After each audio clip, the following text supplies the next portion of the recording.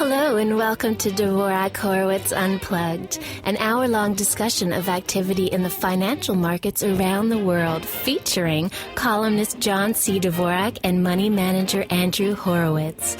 This conversation is casual and unrehearsed. Let's join John and Andrew now.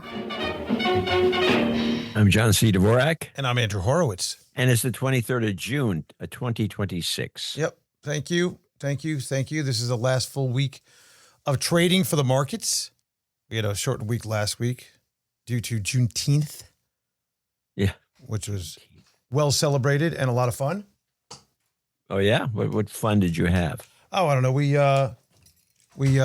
spent the day working, actually. We actually didn't take any time off. So there you go. Don't forget, I was away for a little while in the Bahamas. So I spent a little time catching up, and it's amazing when you go away for a few days how much piles. Yeah, you can't quit. Can't stop. Everything keeps moving. All right, let's always put off the inevitable, which is more work. Oh yeah.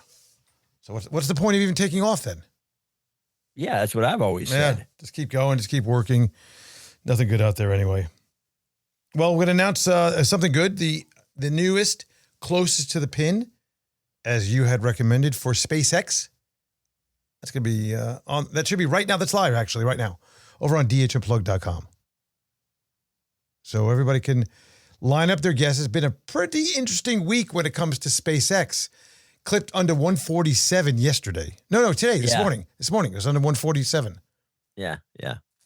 So most of the people that actually came out with the post-IPO buys, because don't forget it was 135 if you got the IPO. Right. But it came onto the market, I think for a moment it was in the high 160s, 150s. Yeah, 150s. But most people probably got in around 162. So most of those people are underwater right now. Yeah, well, they're dumb. Well, I don't know about that. One of the things that's happening is that once the company became public, Elon Musk went on a bit of a buying spree, bought a $6 billion company for some new AI capabilities and issued, I think, $20 billion bond offering. The reason he did that was, of course, because he didn't want to dilute the shares any further and he wanted more money. Right. And the reason he also did another thing, a curious thing. He cashed out some options over at Tesla to the tune of 7.5. Not, if people can cash out a few options. Yeah, I'm gonna cover some options here that I bought. Take a little profit. Take a little something off the table. Yeah, $7.5 billion. He's going all in. Because, by the way, just to be clear. What is he going to do? What do you do? He's got to go put that in the money market. Yeah, because $1 trillion is just, God darn it, not enough money. You got to get true trillion. Go for 2. Someone said something very interesting today, that he sees these as points in a game, like points in a video game, tokens that you win. It's not real money. So what's the point? Just keep on trying to stack it, figuring that no matter what he does, he can't go bankrupt. No. He'd be hard. I mean, if he's down to his last 100 million, he may have to change his lifestyle a little bit. I don't think he could make himself get down to 100 million if he tried. Unless he did some really screwy investing. You can't spend it all. That's not You can buy the moon. Didn't he do that already? He bought Mars. He's got a lot of space available for Mars if you want to spend your time doing that. So we got some more things to talk about that. Also, we're going to talk about the MahJong Craze. Mahjong. It's all I hear in my house is Mahjong. Going to go play Mahjong, or as they say in New York. Not a craze out here, I'll tell you that. It's not? No. So it's only down in South Florida? I think it's here and there. I've noticed it cropping up in social media, but there's no evidence that it's around here in the Silicon Valley area, Bay Area, that I can tell. Well, maybe it's an East Coast phenomenon. They call it up north in New York, Mahjong. Isn't it like a Jewish game? Boy. Here we go. Saying, isn't it? Yeah, okay, because Jewish people like Chinese food and they like a Chinese game. Is that what you're saying? Yeah, I guess. Well, I you're guess probably that's right. what I'm saying. I guess you're probably right. That and canasta. Yeah, canasta, that's the word I was looking for. Canasta. And pinochle. Pinochle, yeah. Pinochle is a guy's game from the old school. That's like a game from the old country. Where canasta is kind of fun. Canasta I played. I've never played either canasta or pinochle. I wouldn't have a clue. Pinochle I've played. Bridge. Yeah, pinochle, I think is it 4 decks Bridge or 2 decks? Bridge, yeah. Well, bridge. But isn't it all the non-Jews that play bridge? Yeah, it's non-Jews that play bridge. I don't use your logic on something. I don't know. Yeah, it's just non-Jews that play bridge. And the Gentiles. Jews play pinochle. Yeah, pinochle and canasta. Canasta. Got to say it with that kind of accent. Like to say goodbye. Another sad week. Last week we dedicated the show. Don't forget to my friend Stuart. This week we'll dedicate it to a fine man named Alan Greenspan, which, by the way, you and I talked about. We brought his name up. We just conjured his name last week. We did. We talked about that. We asked, how old is this guy? Is he All alive? it took. He died at 100. Died at 100. I think he was waiting for us to give him recognition on the show. I've got it. Finally, I got recognized on the No Agenda show, on the DHUnplugged show. I'm getting my shows mixed up. Yeah. On Disciplined Investor. Yeah, whatever you're doing. Let's plug them all. Yeah. And so he heard it, and boom, that was it. Life is now. I've reached that pinnacle of a level that just there's nothing else to live for. That's it. It's gone. But he was a great guy. I mean, I really enjoyed his a lot of things. I think that he was a brilliant man, reshaped the Fed in an incredible way over the years. Some good, some bad. Did a good job for the most part. Wrote some brilliant books. Irrational Exuberance, one of them. No, he didn't write that. That was Schiller, but it was about irrational exuberance. And had fun, just a fascinating way, a cadence and a vocabulary. He was like a walking thesaurus. Yeah, he liked to use big words. Big words that you had no idea what he was talking about. And I literally had to read it would be great to have, it would be great to have AI back then. Just to take the whole transcript of one of the Fed meetings and put it into that and say, okay, what is this guy saying in plain English? Yeah. You had to literally go and decipher. It was like hieroglyphics. Yeah, he's the one who started that trend. That was great. None of the Fed chairs since, though, have been as exquisite with their vocabulary and their use of the language. Yeah, I think we had peak chairman with Janet Yellen. I think peak chairman, that was the end. There's never going to be a good chairman again. It's like oil. Yeah. We had an economic collapse that was imminent, supposedly. And that was the reason for a major event that happened last week. We'll get to that. I don't know if you've seen RAM prices, random access memory prices for computers. Holy, I got a story for you, my friend. They're 4, 5, 6x over the top. Oh, unbelievable. I have a chart that will show you something that is fascinating. The only play has been the chips until today, of course. Chips sold off like crazy. Overnight already, they're starting to pick back up already.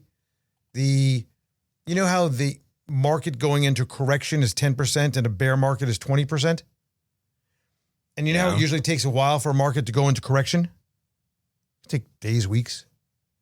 Well, yeah, until recently. Until recently, the Kospi, the Korean market, was in correction overnight. 10.5% down. Yeah, I saw that today. They'll probably pick that up. You can't have 2 days down. There's no such thing as 2 days down for markets. It's one day, big day down, and then they pop it. Already I saw that futures were up about 100, not a big deal, about 100 and change on the NASDAQ overnight. Already I saw the RAM pricing companies, the Microns, the Intels, the AMDs, all those companies were popping back after huge losses today. One of the ETFs that track the memory companies was down 8% today. Huh. And we saw SMH down about 6%. SpaceX coming back down to earth. We talk about that. It's kind of the sucking sound that we talked about, that they're going to just take all the air out of the room and then potentially we're going to see this sell-off ensue, which we thought would be the case. And then probably the next step is going to be another chug higher because all of these index funds need to pick them up over time, and that's kind of what's going on. Markets getting weird, 3% down for the NASDAQ today. And then at the close of business today, just to save the markets maybe, Alphabet, Google, is going to be replacing Verizon in the Dow Jones Industrial Average. Yeah, I saw that. Sheesh. Dow Jones Industrial Average. Now, these are high-priced shares. They're like $3.50 per share. If you remember, the Apple and these companies had to do reverse splits and all sorts of things, or splits and all this, to try to get their shares under like $100. Because if Dow Jones Industrial Average is a price-weighted mechanism, and therefore every movement of the share price moves the Dow Jones. Versus, yes, the movement of NVIDIA, for example, in the S&P 500 moves it, but there's a different calculation. One is market-weighted. How much is it in size? And that determines the actual weight in the index. Whereas in the Dow Jones, I don't know who thought of this, but it's all about the price. So for every dollar movement of a stock in the Dow Jones Industrial Index, it's about $6 or $6.50, $7 for the index. Google moves up $1, it's $7. So the more expensive, the higher priced the actual stock is. What happens? If it goes down $1, that's also $7. Yeah. But the problem is the higher price you get in there, the more potential fluctuation you have. So here's the deal that I thought was really interesting. This is going to move the technology weighting. I did a quick calculation on this because you have to use the, not the market weight again, you have to use the dollar value. But it will move approximately the Dow Jones Industrial Average from about a 17% weighting in technology to about 22%. That's a meaningful move. So the S&P 500 is about, these days, 30% tech. NASDAQ, 50% or more. Yeah, NASDAQ is just tech. Just tech. And NASDAQ 100 is even more. But this is a pretty big move. This is obviously the Dow Jones Industrial Average. The folks that run that are concerned that nobody cares about it anymore are thinking, you know what? We got to put more tech in there. And they put a lot of tech in there. We got Microsoft CRM, Apple's in there, NVIDIA's in there. Now we got Google in there. It seems like enough. I mean, if we keep on going this direction, this trend, it's only going to be tech that matters. Yeah, and then when tech collapses, which it is cyclical. Yep. Big problem. The whole thing goes down. It will be exaggerated. It'll make things worse. It will. Like what happened today. The Dow Jones was actually up today. Or no, I'm sorry. It was down slightly. I take it back. It's down slightly. And when you look at the level of tech that moved today, the 3% on the NASDAQ, and only 100 points or so on the Dow, you recognize they're doing these macro traders, these high-speed frequency traders, and these other, what would I call them?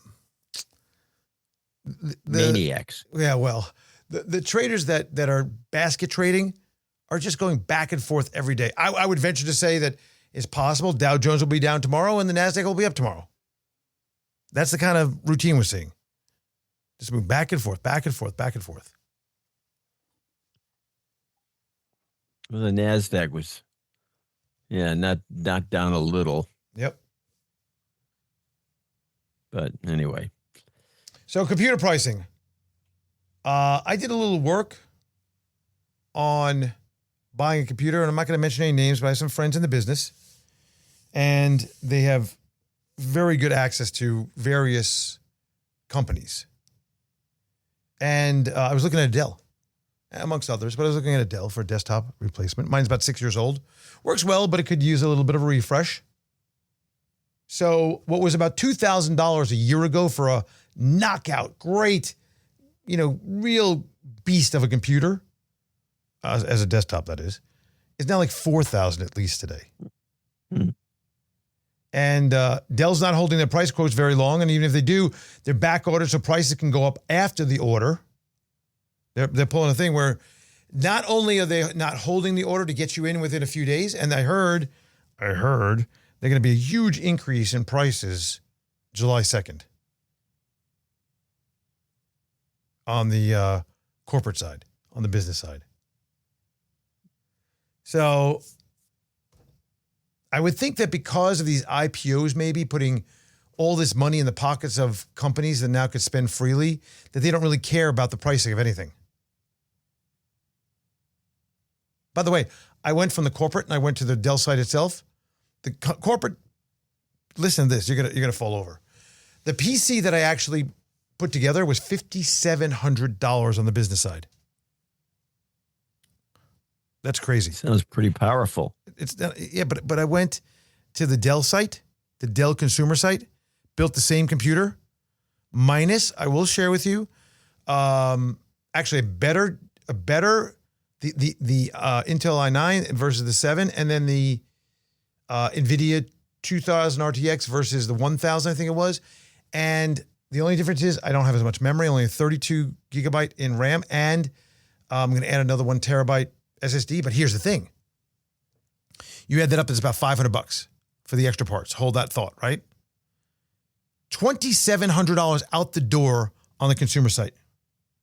$5,700 on the corporate site. That doesn't make sense. There is a little bit more in here that I'm not going to go into, but I'm just telling you that there's a big differential in certain quadrants of the computer sales market. So my computer would be $3,100 versus, let's say, $5,500.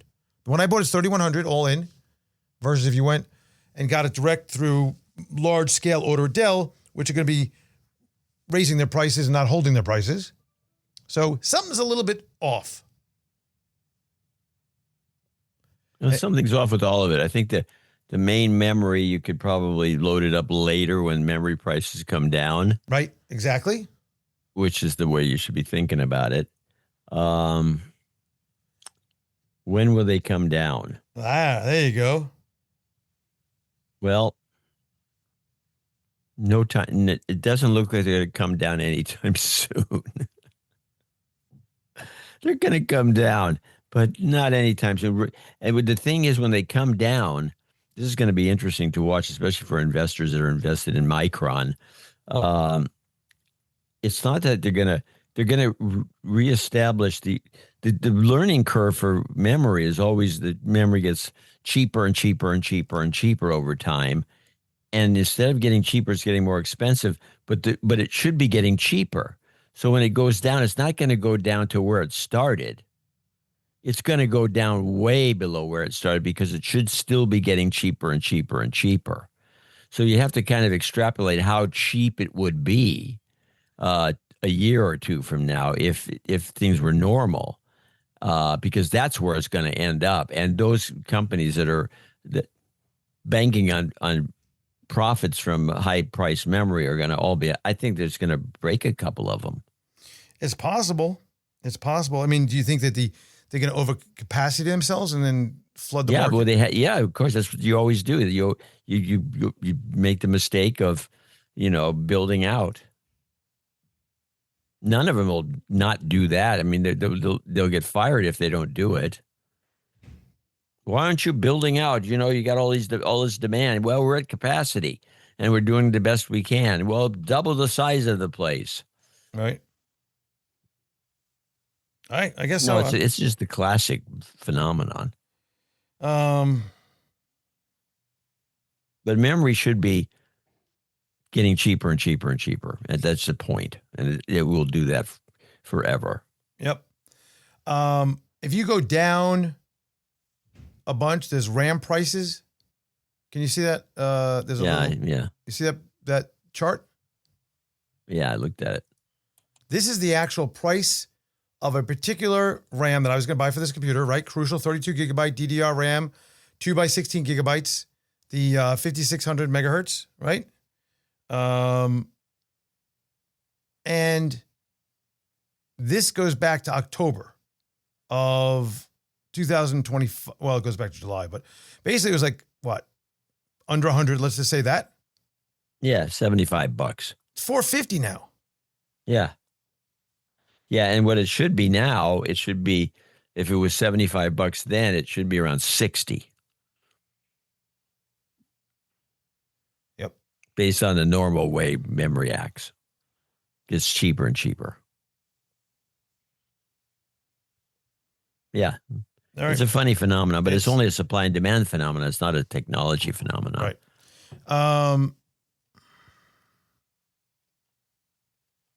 Let's go. I mean, who knew? Who knew? I see a note that just came out. Actually, an alert just came out. The Asian stocks are rebounding. Samsung is up 9%. So, one-day scare once again. Is that what we're looking at? A one-day thing? The Kospi is up. Let's see what the Kospi is up. Kospi is up 3.7%. So we're seeing things go a little bit crazy. There's a 12% loss on SK Hynix yesterday. It gained 4%. So they're just buying in. I mean, it's pretty unbelievable what's going on. I mean, it was 10% yesterday, but 3% today.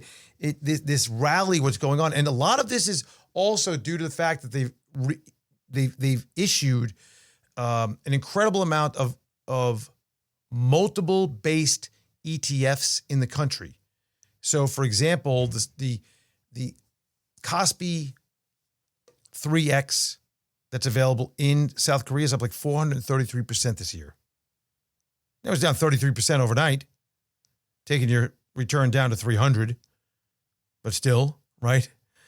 But the interesting thing is that they're ravenous right now in Asia. They are buying, they are literally doing things that are nutso with leveraging all sorts of opportunities, credit cards, houses. Yeah, dude, this tells you something. What does it tell nuts. me? Yeah, well, yes. No question about that. So this is what is going on. The question is, when does it stop, right? It's you want to play this like a musical chairs, or do you want to just not play the game at all? And that's been a big concern for a lot of people. Well, everybody likes musical chairs. I won't be the guy that gets stuck. Right. Not me. I can get in and get out. Right. You forget that there's always somebody behind you pushing. That's the problem with the game, right? You think you have the capacity just to dunk it when you need to. But the truth is, so does the guy in front of you and behind you. Yeah, somebody's going to win, but it's one of three. But only one. Let's talk about SpaceX again. They did, I mentioned they bought Cursor. They were toying around this for a while. They signed a $6.3 billion computing power agreement with Reflection AI. And the terms are that Reflection AI agreed to pay SpaceX $150 million per month from July 2026 to the end of 2029. So they're going to be able to tap into the hardware and the GB300 chips housed at SpaceX's Colossus 2 data center in Memphis, Tennessee. So that's the deal there. So a lot of things going on where money coming in. So pretty exciting things that are happening there. But what's really fascinating, you'll notice, is that a lot of things come post IPO. This could have been a month ago, and it's probably sitting there in the backlog so they can sell this deal, and then they announce it after the fact. Maybe. Now, what do you think is going on there? I mean, this is smart doing this kind of stuff. Cursor, I don't know. It's just beyond me at this point. Mainly because it was spooked me. I'll tell you what spooked me. So I can't. I'm just kind of beside myself. Is I like to look at insider trading. Yeah. And there are different kinds of ways you go. There's different sites and places you can go. But one of the places I go shows all the top insider trading recent week. And there's another one that has a list, and we're talking about a long list. This is a list of everybody. And then there's a list of the top 10% owners, insider trading, recent week. And there's probably, I'm on that, it's probably, I don't know, about 50 people or whatever. Everything is red. Oh. There's not one insider that's not selling. Really? I mean, once in a while, there's one buy for a company that just came out recently, an IPO called Cantor Equity Partners. It's an investment group. Everything else is red. They're selling. I can just go through them: Walmart, Waterbridge. This is Cantor. What? This is Cantor, Cantor. Yeah. Patent Group. I mean, this is alphabetical. Arcadian Assets Management, short, sold.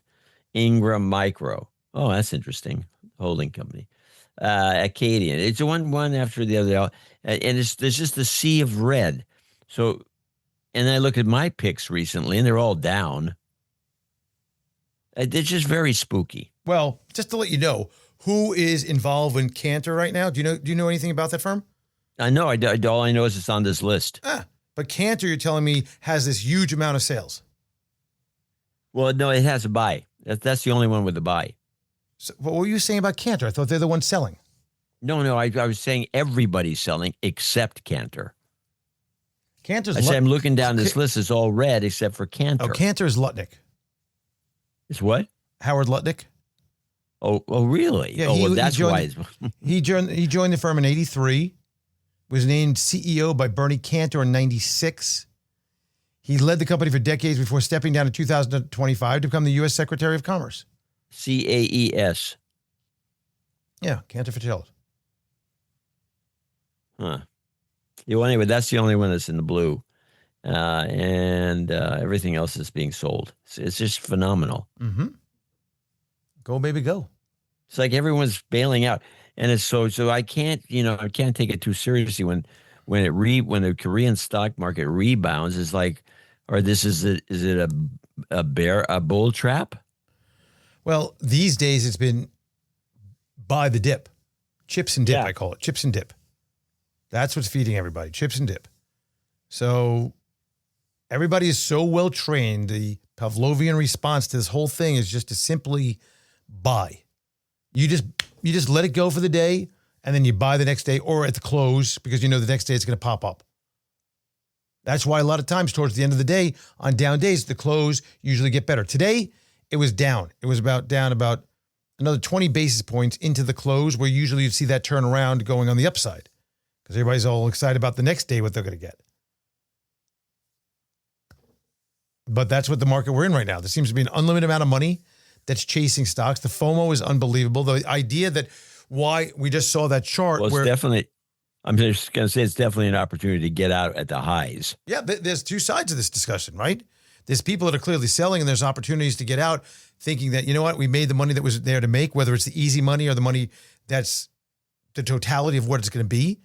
Or people are thinking, you know what, it's not going to end. Bull market doesn't die of old age.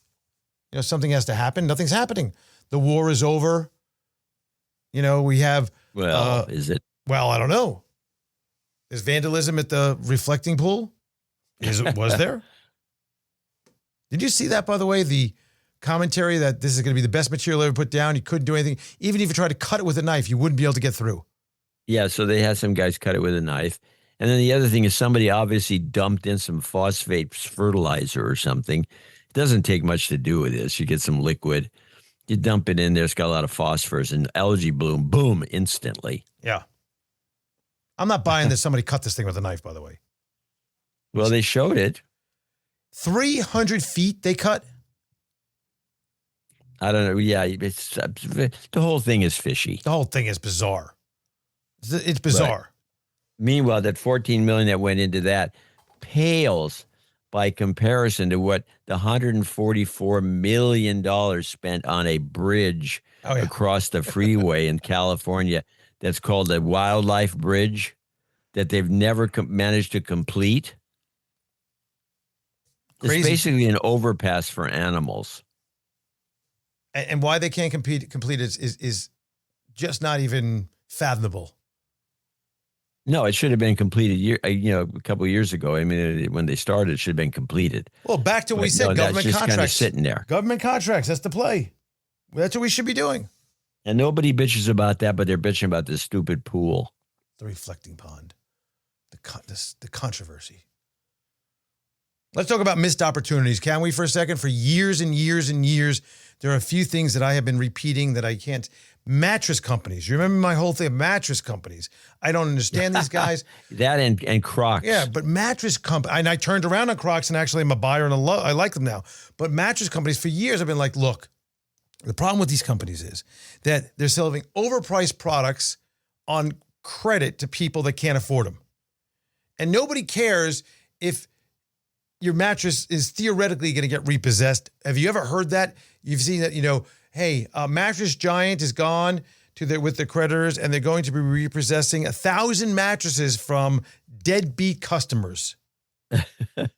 Doesn't happen. Yeah, this is one of your things, yeah. So for years, I looked at these companies, and some of them started getting picked up. They merged. You had Mattress Firm. I think it was FIRM was the thing, Sleep Number. And there was a bunch of these mattress companies that every time I got near them to short them, something would go on. They'd be bought up, rolled up. They'd be taken over by private equity. Some kind of rumor would happen. Look at this chart. This is what we call a swing and a miss. Look at that chart. Is that nauseating? What is it? That's Sleep Number. You see it? See? Yeah. That's the Sleep Number stock for the Sleep Number bed. SNBR. You're kidding. Wow. Are you telling me these guys shot up to $140 a share and now selling for 12 cents? I think they're even less. I think they had a bad day today. Let's see. SNBR. How do we miss that short? Let's see. I know. That's what I'm trying to say. Let's see. SNBR closed at 10 cents. It's down another 13% today. Well, How you like that? that's a beauty. Ugh, I'm so aggravated. So aggravated. It's down 37% yesterday, down. Now, again, this goes right into John's thesis. It may be 20 cents, but it could always go to 10, and that's a 50%. That's a doubler. Yeah. But 140 bucks. Now, That's as good as going from 140 to 70. So, yeah, a question is, at 12 cents now, or 10 cents, who's holding the short? I mean, come on. It's enough already, right? It's enough. This is like put up the white flag, count to 10, you're out. You're done. This is where the shorts can get a hold of this thing and squeeze the crap out of it. Not that they will, but I'm saying maybe it goes to a nickel. Or they're expecting it to go broke, maybe. I don't know. It could also go to 50 cents really easily, and that would be a huge win. I'm not suggesting that. But it started going down. It went, after 2020 COVID, everybody was seemingly buying mattresses, I guess, with all the money they got. Oh, maybe.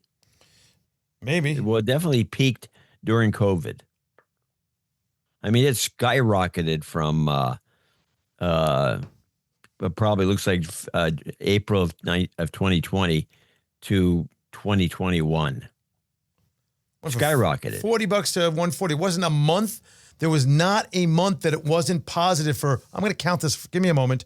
1, 2, 3, 4, 5, 6, 7, 8, 9, 12 months straight. 12. Yep. That was 12 months down, I think, on the other side.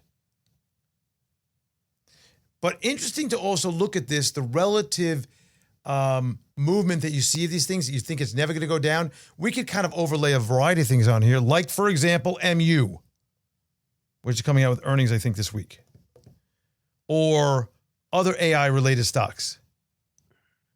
But yeah, I know. I look at MU and I'm thinking it just looks like it's going to be a good short one of these days. But if, like, for example, with this stock, when it starts to decline, you could have picked it up at 100 at 80. You could have picked it up at 60. You could have picked it up at 40. You could have picked it up anywhere you wanted. Yeah, at 40, you're like, how much lower can it go, though? Yeah, at 40, it'd probably be, well, I think it's bottomed out. Yeah. Because it kind of started at 40. And clearly at 20, because when you cross all the way across that 20 line, right? Yeah, at $20, you wouldn't be thinking about it. But 20 to 12 cents, that's a big deal. Huge. $1 to 12 cents is pretty big. Yeah. So, again, swing and a miss. Swing and a miss. And the reason I think that, sometimes you don't want to do that is because maybe like things like this happened. Shares of Getty Images Holdings soared as much as 145% on Monday after it announced a licensing deal with OpenAI. They said the images from its library will appear in the searches and discovery features of ChatGPT, whatever the hell that means, making a key reversal for the firm.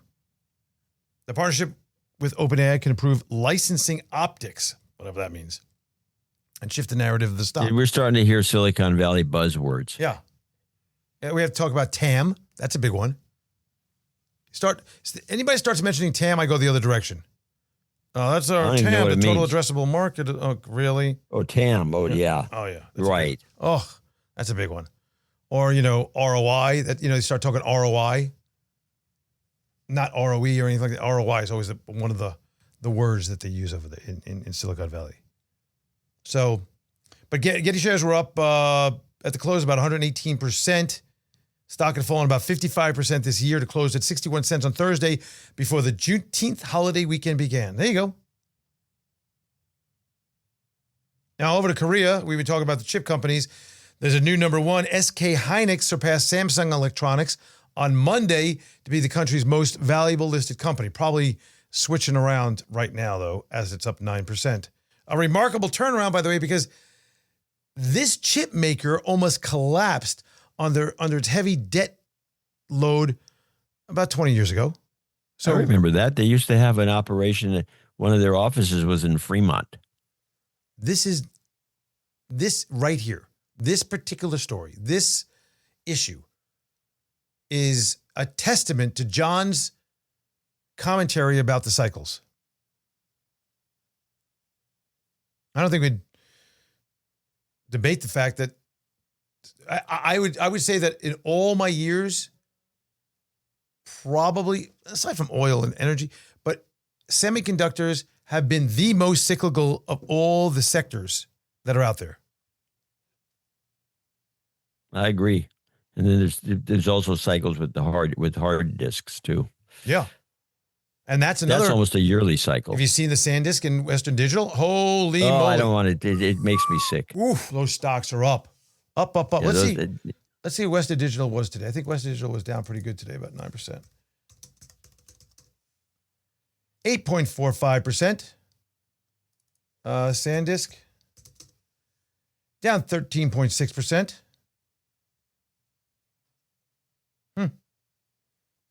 Pretty crazy stuff. All right, moving along, sir. So the big issue, I think, with what happened overnight, people are looking for a reason. Why did it happen? What's the news? I just think that there was a big question about if the AI spend boom is producing fast enough results. One of the big things, Sanjay Nadella from Microsoft was saying, hey, there's some questions about this.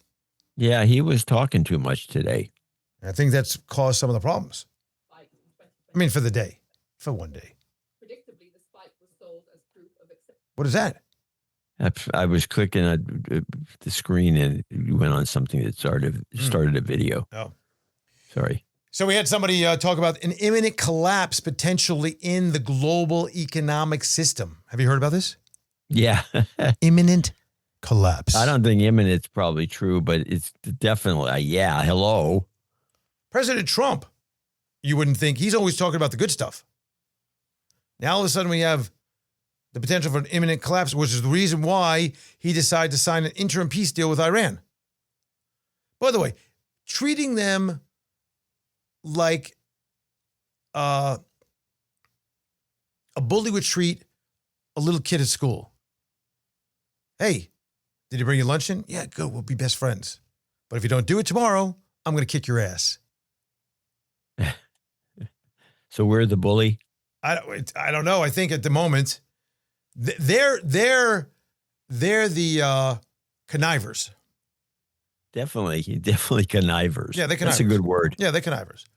And whatever we say, it seems like they're also attempting, or at least you can see the writing here, that they're doing their best. Let's put it that way. They're doing their best to try to make Trump look stupid. Like he said, Trump said, we signed we talked about that they're going to allow nuclear inspectors to come in 100%, blah, blah, blah, blah. And they're like, no, we didn't. No, we didn't. So it's a weird game that's going on right now. And I think the point is to sow this disbelief, which both sides can do pretty well. So according to sources, the deal has reopened the Straits of Hormuz, this 14-point MOU that I read from top to bottom. Not very complicated, one page really. We're going to be waiving sanctions on Iran's oils. Oil is down near, 74 or something? Let's do the old oil check, why don't we? 73. WTI is trading at 73. NASDAQ futures, by the way, are up 0.5% right now. S&P futures up about 16 basis points. Gold is marginally down to 4,000. All those people that wanted to wait for it to go to 8,000, remember that whole thing? Oh, gold is going. Gold is going forever. Nope. Well, it hit 5,000 and crapped out. Yeah, it did. Hit the wall. So a lot of big question about this MOU. Markets are happy about it. Theoretically, there's action going through the Straits of Hormuz. And they even talked about recently that there's some boats that are escaping somehow without anybody seeing them. I don't know how that's possible, but okay, we'll go with it. We'll go with it. What they do, they turn off the transponder, But the AIS. turn off their running lights, and zoom through at 2 a.m. Right. That's the theory. So if that's happening, I guess I don't know if it's happening or not. It could be bull crap. Yeah, who knows? But point is, that's the general belief, and that's what we have to go on. I've always said this. You've heard me say this, that we cannot believe most of the data that comes out of China, right? But we have to believe it. See, if we don't believe it, we have nothing to go on. So that's the only thing we could really hold on to, because the masses believe it. So we don't want to outsmart ourselves and go in saying, well, that's not true. Usually you see the guys that do that lose big time. Same thing here. What they say, we go along with. Until such time as the emperor's clothes are removed, or something else comes in and fully discredits it, or somebody changes their mind and says something different. Now, China's having a big problem right now. Just going back to China from Iran, we obviously knew that the Iran situation was a problem. We know the pressure that we're putting on them has been a big problem. Weak economic conditions. The 8 shares are about to enter a bear market. As a matter of fact, over last night they did. That's the Hong Kong shares, the Hang Seng. Dragged on by weak domestic consumption, a struggling property sector. There's nothing to do. And an exodus from the funds that are fleeing old technology for AI plays elsewhere in Asia and around the world. Old technology would be the equivalent of Salesforce, of Workday, of Adobe, of Netflix. Oddly enough. The A shares listed in mainland China, the Shanghai Shenzhen, which are primarily targeted for domestic investors, doing very well. Very well. Now, retail sales declined for the first time since December 2022, dropping 0.6% from a year earlier. There's definitely some domestic consumption issues going on in China. Their urban fixed investment, the asset investment contracted 4.1% at the end of May, dragged down by real estate and manufacturing. The manufacturing fixed asset investment contracted for the first time since 2020. I always look at China as the canary in the coal mine, both sides. I'm not exactly sure why it is, although maybe because they have a heavy hand at regulating their monetary policy from the government side versus they could, for a big country that they are, they could put in policies very quickly because I guess they have a dictator, right? Yes, it helps. I mean, that does help. And for whatever reason over the years, even back to 2008, they entered in first, they came out first. And there's about a 6-month lag that I found. Now, that's not scientific, but that's just an approximation of the period. So if that's the case, there is the potential that the U.S. will start seeing similar kind of problems. Let's give it a date. Let's date stamp it. 6 months. Yeah, October, November-ish. October is always a good month. Yeah, good point. Well, then you have midterms, right? When are midterms? November. Well, so you want to keep things propped up Until then. for the midterms. Yeah, so timing works out. So you go out of your way to do that. So then the collapse would take place after the midterms. Yeah, so then we're right on schedule, 6 months. Then they get blamed to Democrats because the Democrats will win the midterms. And Perfect. things can crap out. Hey, these damn Democrats have ruined it for Perfect. everybody. We were doing fine before they showed up. Yeah. That works. Can we go back to MahJong for a minute? Ugh. You know what? We won't. We'll skip it. Oy. Oy vey. Supposedly, many people have become addicted to this. Many users on community forums like Reddit agree that the physical weight, texture, and distinct clicking sound of shuffling tiles provided soothing sensory satisfaction. Have you spent any time watching any of this tactile sensory videos that people put out? No. Oh, I don't think I could even try to imitate. Let me see if I can do something here. They'd be like, and they do it with their fingernails and scratch their face and make. Listen to my. No. Oh my God! It's like this thing. I don't. You got an algo that's on your ass. I don't know what it is, but it's very annoying. It's these people that make these noises as they talk to supposedly create this sensory something or other. It pisses me off and annoys me. So if that's what their intent was, it works.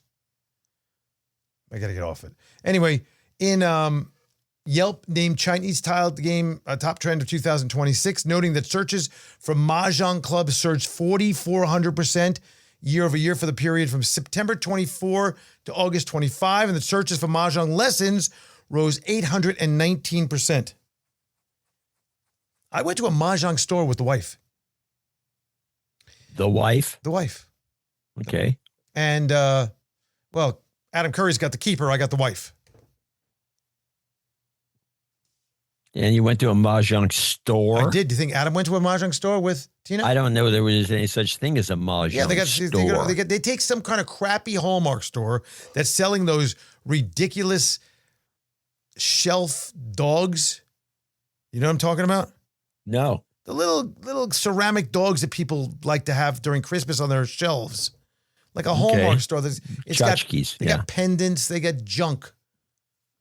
And they're not making any money. And they put a MahJong sign outside. They cut the store in half and they put all sorts of MahJong junk. I love MahJong shirts. Call me MahJong Mary. You know, whatever these things are, right? They have MahJong earrings. There's tabletops for MahJong, like $75. You spray. Oh, look at.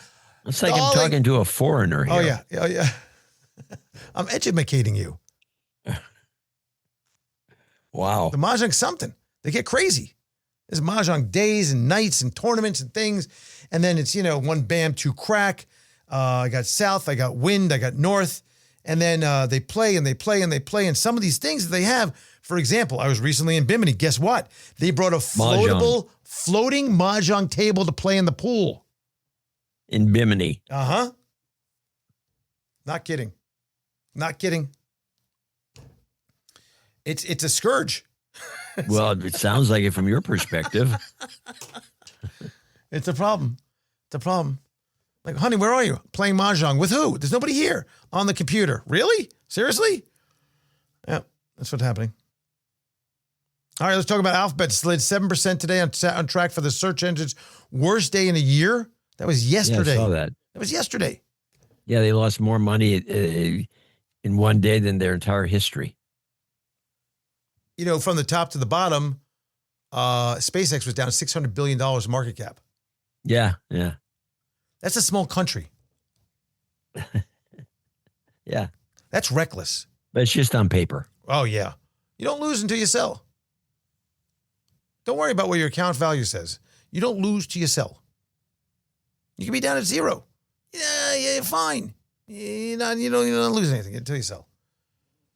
So this is a big thing because Microsoft CEO Satya Nadella, we talked about this earlier, called for less dependence on AI giants and said the AI market was commoditized. Huh. Why do you think he would say such a thing? Because they're not making out in it? I don't know. It's very strange. Very strange taking jabs at a company. That's I don't know. Crazy. Back to Oracle. Yeah, this is it. What are you going to say? It's not normal that CEOs of tech companies say anything like that. Well, there has to be some sort of scheme. Oh, you think there's something going on? Well, it has to be. It's not just that everybody feels that they can talk whenever they want about anything, no matter what? They never do. Not know. In tech. They're very, it's like, I remember I was when I was a writer at InfoWorld, editor actually, and I was trying to get some guy just to say something. I needed this quote, and I had the quote ready for him. He says, "What's in it for me?" I'm not saying anything. He's the CEO, famous company. I'm not saying anything if there's no benefit to me, immediate benefit. It's just dumb. Yep, I hear you. So you're thinking that this is some kind of scam for something? Maybe lowering prices on the stocks so they could buy more. I don't know. Oracle's reducing its workforce by 21,000 employees over the past 12 months. Global headcount fell to 141 from 162. Generated $1.8 billion in restructuring costs. They also warned that AI deployment may continue, resulting in workforce reductions.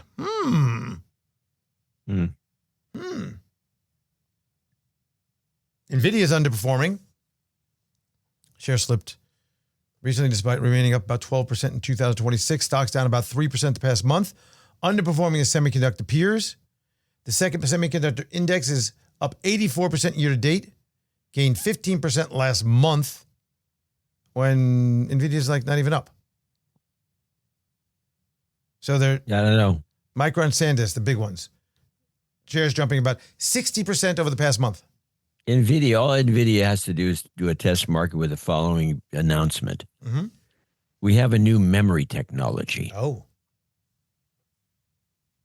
And then... the thing would skyrocket. And you'd also see a corresponding drop for like Micron and those guys. Yeah. It'd be hilarious. And all you have to do is just say it. It's just a test market. You can do that, legally do that. A trial balloon. Trial balloon. Yeah. You sent me a really interesting article, a take from somebody called Chris Bloomstrand. Yeah. Gloom and Doom, you called it. Yeah, bookkeeper. Guy doing the books. I mean, he's just looking at the numbers. Well, because Adam Curry on the No Agenda show, which we do on Thursdays and Sundays, we need to plug DHUnplugged on that show. I know. Yeah. And he said, well, he's grilling me about the, what's the accounting aspects to all the SpaceX numbers and price earnings and what earnings and all the rest of it. I said, I have no idea. I'm not a bookkeeper. I'm not a crooked bookkeeper. I'm not any kind of bookkeeper. I'm not a CPA. But there are guys out there that can break this down. I found this guy. He's breaking it down. I've heard other people do it. And it's not good.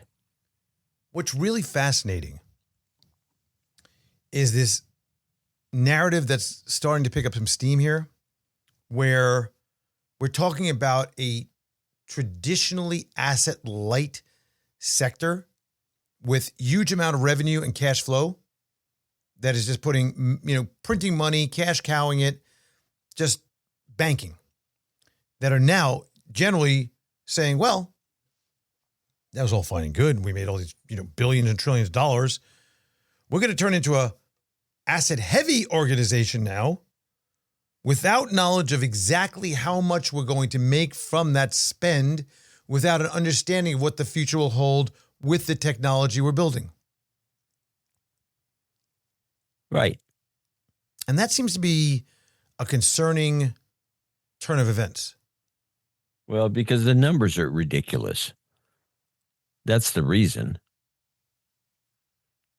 The kind of profits that are expected can't be achieved.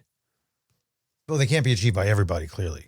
I mean, no, and it doesn't look like they're achievable. I mean, you're a rocket company? Come on. Well, if we, in fact, utilize the satellites as they say we're going to, and then the solar the satellite panels. thing is interesting to a point. I mean, that technology is so... You don't realize that Starlink technology is extremely high-end tech with that antenna. And these satellites are moving all the time. You got to replace them every couple of years because they're too low orbit. They fall out of the sky. It's just that the whole thing seems like a magic act. A lot of it is, but this asset-heavy discussion that's going on right now, this assets, he talked about asset-heavy cycles historically lead to overbills, weak returns, even consolidation, the infrastructure spending absorbing nearly all operating cash flows for hyperscalers. Then you get the off-balance sheet financing, making true scale of capital intensity shift. That's the private equity, private credit. So he kind of, I think the summation of this conversation was, he talked about the echoes of past asset-heavy booms with eventual oversupply and value destruction.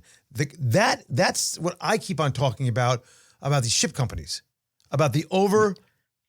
Yeah, he uses an example of fiber in the ground, which is a bad example because that stuff doesn't depreciate really. I mean, it still works. It works 20 years later, as opposed to data centers and chips. These things need to be replaced all the time.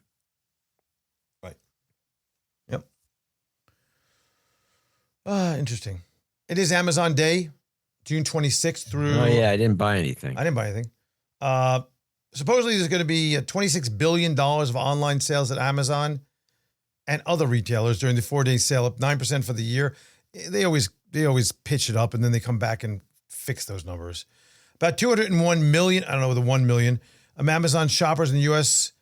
were prime shoppers as of March, up about 3% from a year earlier. They say Amazon's going to capture about 60% of all U.S. online spending during Prime Day.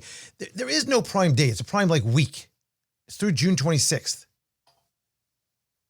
4-day event. Yeah. Why do they call it Prime Day? Why do they call it Prime Days? Know. How come they don't call it Prime Days? It was originally a 1-day thing. But they can't call it Prime Days? They can't just do that shift? Is it that much of a cost to rebrand or something? Well, it costs money to have that S. It's ridiculous.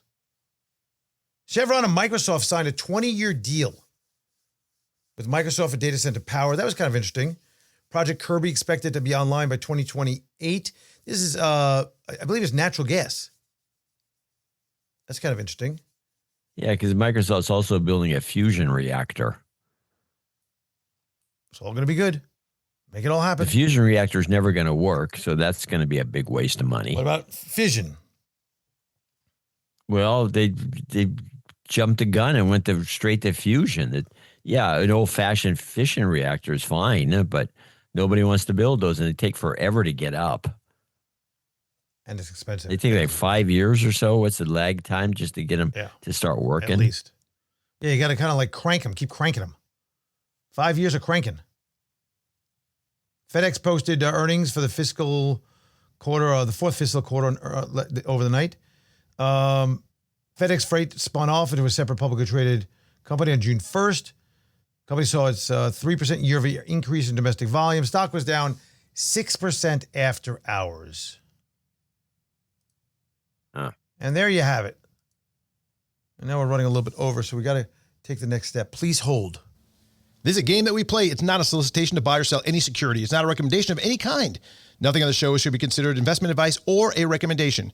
If you choose to invest in any of the stocks mentioned, you should know that it may carry risk, along with the risk of a loss of principal. You should also seek out professional financial advice for your particular situation.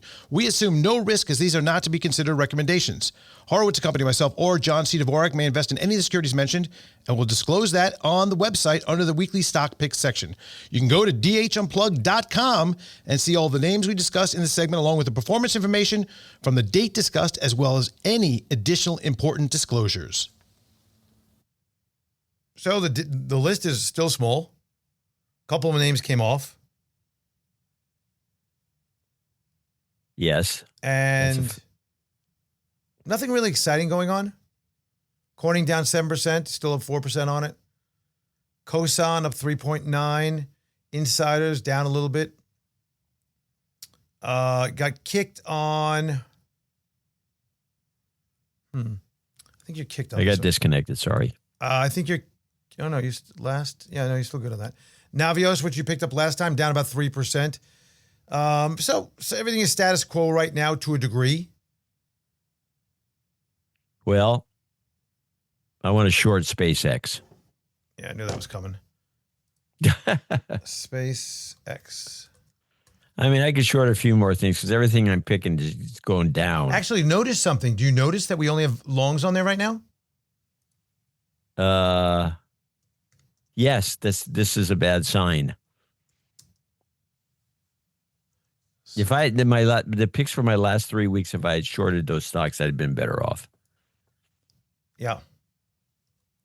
Let's put this in. This is a short. Short. And what is it going to? It's short as SpaceX. And the reason is because it's overpriced. Overpriced and overloved is what it is. Now, what is the reason again for the IBM thing?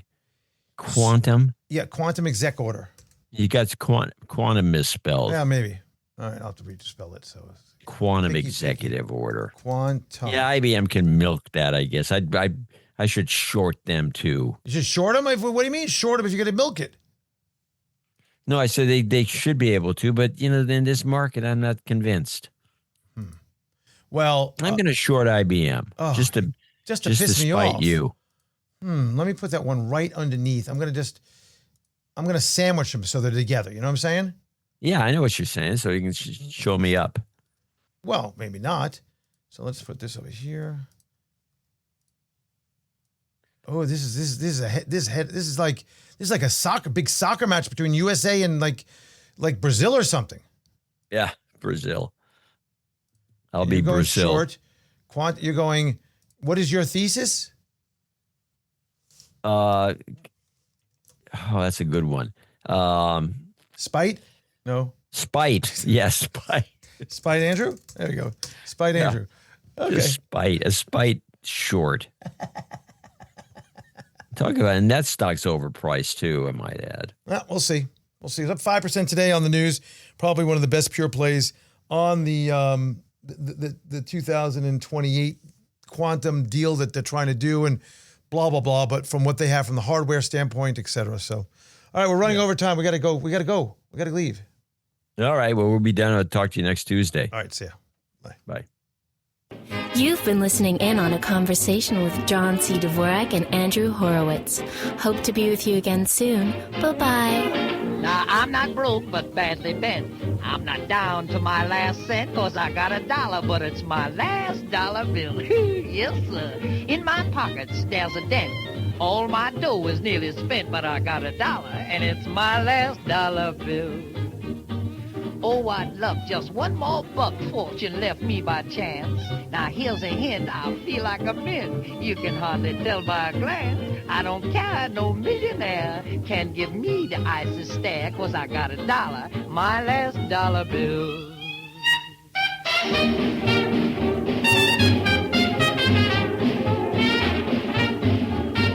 This podcast is intended for informational purposes only and does not constitute personalized investment advice. Investing involves risk, including the possible loss of principal, and past performance is not indicative of future results. The views and opinions expressed are those of the hosts and the guests and may not necessarily reflect those of Horowitz & Company, Inc., an investment advisor registered with the U.S. Securities and Exchange Commission. Registration with the SEC does not imply a certain level of skill or training. Advisory services are only offered to clients or prospective clients where Horowitz & Company is properly registered or is excluded from registration requirements. Any mention of third-party companies, products, or services is provided for informational purposes only and does not constitute an endorsement. Hypothetical scenarios or forward-looking statements are for illustrative purposes only and should be viewed only as that and not as guarantees. Content is intended for U.S. residents only and may not be applicable in other jurisdictions. Listeners should consult a qualified financial advisor before making any investment decision.